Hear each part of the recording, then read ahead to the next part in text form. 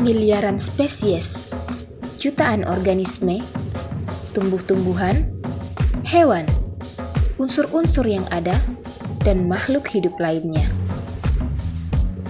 Ini kisah dan petualangan mengenai fakta tersembunyi pada alam.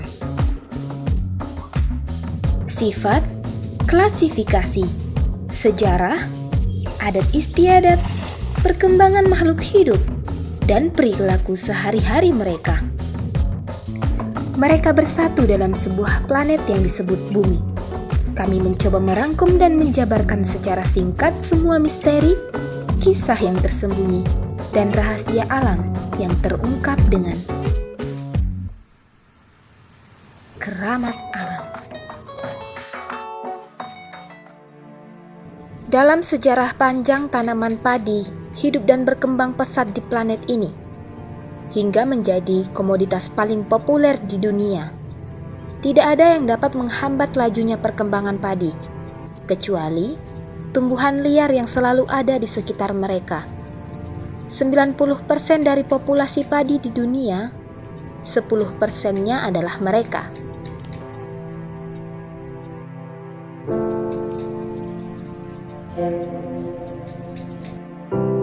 Teki ladang atau Cyperus odoratus merupakan gulma pertanian paling populer yang berasal dari famili Cyperaceae dalam genus Cyperus. Dalam kingdom Plantae, mereka adalah salah satu jenis rumput yang paling banyak populasinya di dunia. Bahkan, dari keluarga besar mereka, anggota dari Cyperus adalah yang paling banyak spesiesnya. Secara umum, teki ladang sering disebut sebagai teki padi, alang datar, dan rumput paku. Secara fisik memang banyak yang mengatakan bahwa mereka mirip alang-alang, atau lebih spesifik disebut sebagai flat sage wangi dan flat sage berkarat. Secara keseluruhan, mereka memiliki penampilan yang khas dari genus Cyperus. Mereka memiliki sedikit daun di bagian pangkal tanamannya, atau ada beberapa yang mungkin tumbuh terselubung di bawah bunga. Beberapa daun yang tumbuh di bagian pangkal bunga merupakan bracts yang berfungsi melindungi bunga. Daun ini sebenarnya cukup berbeda dengan daun yang tumbuh di bagian pangkal tanaman. Bracts merupakan daun yang telah termodifikasi dan terspesialisasi, baik strukturnya, ukuran, warna, bentuk, serta teksturnya. Daun jenis ini biasanya sangat berbeda dari daun dedaunan pada umumnya. Makanya, dalam beberapa kondisi dan daerah tertentu, teki ladang disebut sebagai Biacteaceae atau Beactolatae, yang menandakan mereka sebagai tumbuhan yang memiliki bracts. Daun ini terlihat keras dan rata, memiliki pertulangan dengan urat tengah yang keras dan jelas. Biasanya mereka tumbuh mengelilingi bunga. Terdapat 3 hingga 5 helai daun yang tumbuh memanjang dan runcing. Pinggiran daunnya sangat tajam hingga dapat melukai kulit manusia saat tergesek. Daunnya memiliki lebar 1 hingga 1,5 inch dan panjang setidaknya 4 hingga 18 inch. Perbungaan yang dilindungi tampak membulat dengan setiap sisi yang ditumbuhi tangkai spikelet.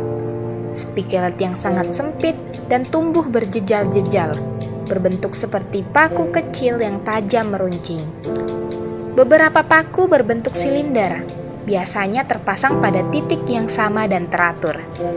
Spikelet atau paku silinder ini umumnya berwarna hijau muda, dan lambat laun akan berubah menjadi coklat muda hingga coklat kemerahan.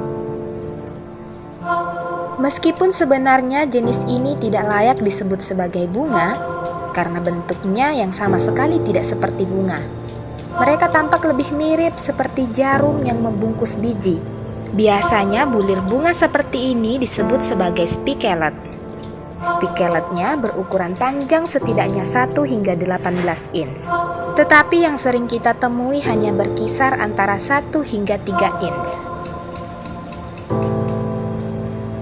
Sebagaimana yang kita ketahui, teki ladang adalah rumput di sawah yang mengganggu produktivitas padi. Akan tetapi, banyak yang tidak mengetahui bahwa ternyata rimpangnya dapat dimanfaatkan sebagai afrodisiak. Selain itu, batang dari teki ladang yang dikeringkan biasanya dibuat menjadi anyaman tikar. Mereka cukup terkenal dan sering dimanfaatkan oleh manusia, sebagaimana keluarga besar mereka dimanfaatkan, seperti pemanfaatan rumput kumbuh atau skirpus dan pemanfaatan rumput monsiang. Saya pikir rumput liar hidup di planet ini bukan hanya untuk mengganggu kehidupan manusia, tapi lebih daripada itu, mereka dapat dimanfaatkan.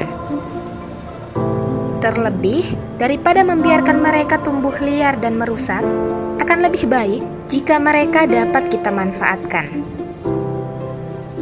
Sekian Keramat Alam kali ini. Sampai jumpa pada episode lainnya.